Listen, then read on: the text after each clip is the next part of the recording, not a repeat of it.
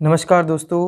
आज हम 10वीं की एक महत्वपूर्ण विधि जो गणित में अधिकतर परीक्षाएं में पूछी जाती है, इससे संबंधित एक प्रश्न परीक्षा में अवश्य आता है और जिसे हम विलोपन विधि कहते हैं, उसके बारे में आज हम चर्चा करेंगे। ये विलोपन विधि चैप्टर 3 की एक्सरसाइज 3.4 में आता है। अब इसमें हम एक सवाल पे देखेंगे कि कैसे उसको हल करते हैं। यहाँ पर दो समीकरण दिए होती हैं, सरल समीकरण 3x + 4y = 10 और 2x - 2y = 2। अब ये हमारा प्रश्न, इसको हम हल करते हैं। देखते हैं, सबसे पहले हम इन दोनों समीकरण को लिखते हैं। 3x + 4y = 10 और 2x +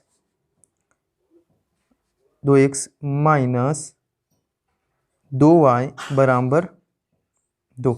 इसको हम समीकरण नंबर 1 दे देते हैं और इसे हम समीकरण नंबर 2 दे देते हैं। अब जैसा कि नाम ही विलोपन विधि है, तो हम इसमें किसी एक चर को विलोप करेंगे, देखेंगे। अब यहाँ पर हम कोशिश करें कि जिसके साइन अलग अलग, जिसके चिन्ह अलग अलग है, उनको हम विलोप करें। देखते हैं, तो यहाँ पर अगर 2 है तो इसका गुणा हम ऊपर करेंगे और इस 4 का गुणा हम नीचे करेंगे। आप चाहे तो 2 और 3 भी कर सकते हैं, इसमें कोई दिक्कत की बात नहीं है, पर हम ऐसी संख्या लें जिनको हम अगली बार में हमको उनका चिन्ह परिवर्तन ना करना पड़े। देखिएगा, इनको गुणा करने के बाद क्या होता है, हम यहाँ पे लिखेंगे समीकरण 1 में 2 का गुणा तथा समीकरण 2 में 4 का गुणा करने पर। ये गुणा हम इसलिए करते हैं कि दो संख्याएं बराबर हो जाए और उनको हम आसानी से विलोप कर सकें, मतलब काट सकें। तो यहाँ गुणा करते हैं, 2 का गुणा 3 में करेंगे 2 तिया 6x, 2 का गुणा 4 में करेंगे तो प्लस 8y = 2 ढाई 20। ठीक है, हम 4 गुणा 2 में करेंगे, 4 दूना 8x माइनस 4 गुणा 2 में करेंगे तो 4 दूना 8y बराबर 4 गुणा 2 में का 4 दूना 8। अब यहाँ पर ये दोनों 8y और ये 8y बराबर हो गए और चिन्ह भी इनके विपरीत है, तो यहाँ पर हम इनको जोड़ देते हैं। मतलब ये 8y से 8y हमारा कट जाएगा और 6 और 8 कितना हो जाएगा 14x और 20 और 8 कितना हो जाएगा हमारे पास 28 से। अब देखेंगे, यहाँ इस 14 के साथ ये x गुणा कर रहे हैं, तो बराबर से उधर जाने पर ये भाग में जाएगा, तो 28/14 और 14 एकम 14 और 14 दूना 28। यहाँ पर x का मान हमारे पास कितना आ चुका है, ठीक है, ये आप x का मान आ चुका है। अब हम देखेंगे इस x का मान हम चाहे तो समीकरण 1 में भी रख सकते और समीकरण 2 में भी रख सकते, जैसा आपकी इच्छा उसमें आप रख सकते हैं। तो हम इसका मान हम रखते हैं समीकरण 1 में, तो यहाँ लिखेंगे हम x का मान समीकरण 1 में रखने पर, तो यहाँ पर देखेंगे कि समीकरण 1 क्या थी हमारी 3x + 4y = 10। आप चाहे तो समीकरण 2 में भी मान रख सकते हैं, इससे कोई ज़रूरी नहीं कि आप एक ही समीकरण मान रखें। तो यहाँ पर हम 3 और x का मान कितना हमारे पास 2 है और 4y का मान हमको अभी ज्ञात करना बराबर 10y। तो यहाँ पर 3 दूना 6 + 4y = 10। तो यहाँ पर अचर पद वाले को हम उधर भेज देते और चर पद यहाँ रखते हैं। तो यहाँ पर 10 - 6 4y = 10 में से 6 जाने पर बचता है 4 और यहाँ y इसके साथ गुणा करता उधर जाके भाग में जाएगा, जो 4/4 4 एकम 4 4 एकम 4। तो y का मान हमारे पास 1 आ चुका है। तो इसमें y का मान आ गया है, x का मान भी हमारे पास निकल गया और y का मान भी हम निकाल चुके। तो यहाँ पर हम लिख सकते हैं अतः x = 2 और y = 1, जो हमारा उत्तर। बहुत सरल विधि थी। एक बार हम वापस से समझेंगे इस विधि को कि इसको विधि को बोलते हैं, सबसे पहले विलोपन विधि बोलते हैं। इसके बाद में आपको एक एग्जाम्पल और एक क्वेश्चन आपको मैं प्रतिस्थापन विधि का भी कराऊंगा।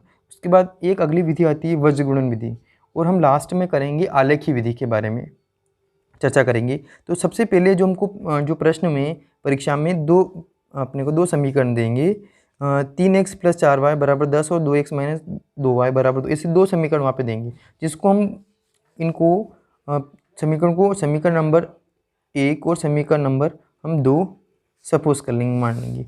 और कभी कभी यहाँ पर प्लस भी आएगा, तो हम दोनों को बराबर, किसी भी दो x के मान को या y के मान को, दो को बराबर करके हम, अगर दोनों चिन्ह बराबर थे हम उसको घटाएंगे और यहाँ पे घटाने का काम करेंगे। जैसे कि अभी यहाँ पे ऑलरेडी इनके चिन्ह अलग अलग थे, इसलिए हमने घटाने पर काम नहीं किया।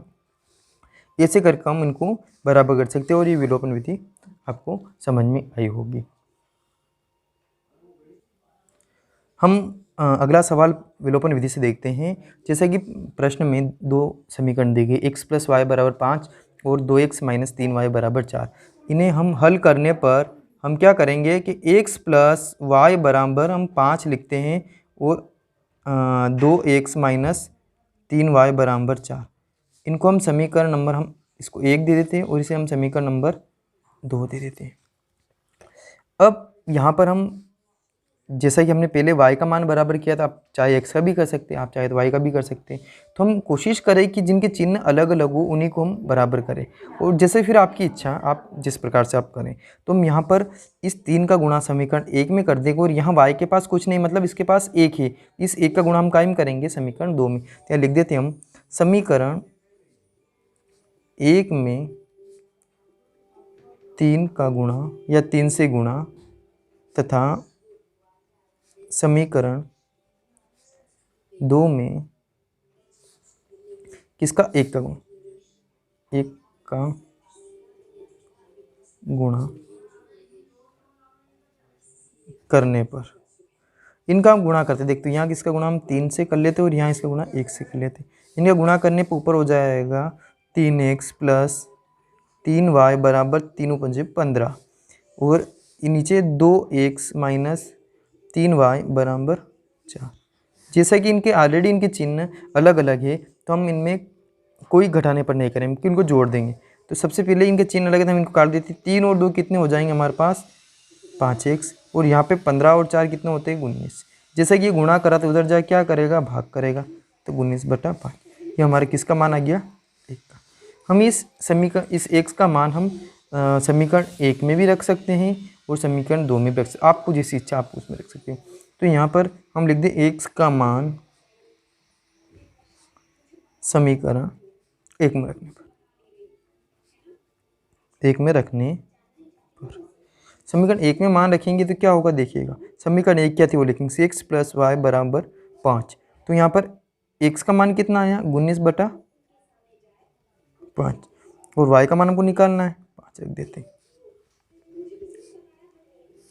अब देखेंगे कि यहाँ पर ये जो मान रहेगा किसे ये, इनको उस मान को इधर y रखते और 5/1 - 19/5, ठीक है। देखते y बराबर, हम यहाँ पर इन दोनों में लघुत्तम ले लेते हैं 5। 1 के पहाड़े में 5 बार आते हैं, तो 5 × 5 = 25, और 5 के पहाड़े 5 एक बार आता है, 19 से कम 19। तो y का मान हमारे पास आ गया यहाँ पर 25 में से 19 गए थे, कितने बचे, 6, 5। तो 6/5 हमारे किसका मान आ गया, y का मान। तो हम लिख सकते हैं कि अतः हम x बराबर 19/5 तथा y बराबर 6/5, ये हमारा उत्तर है। हमने विलोपन विधि से संबंधित 2 सवाल देखे हैं। हम पूरी प्रश्नावली भी कराएंगे, लेकिन हम एक एक विधि को पहले हम कर लेते हैं, जिससे क्या होगा, आपके अधिकतर कॉन्सेप्ट क्लियर हो जाएगी विलोपन विधि से सवाल को कैसे हल किया जाता है। अब इसके बाद हम अगली वीडियो में देखेंगे कि प्रतिस्थापन विधि के द्वारा हम इन समीकरण को हल करके x और y का मान कैसे निकालते हैं। आपको वीडियो अच्छा लगा हो तो इस वीडियो को लाइक करें, और आप चैनल पर नए हो तो चैनल को एक बार सब्सक्राइब जरूर कर दें। धन्यवाद। वंदे मातरम। भारत माता की जय।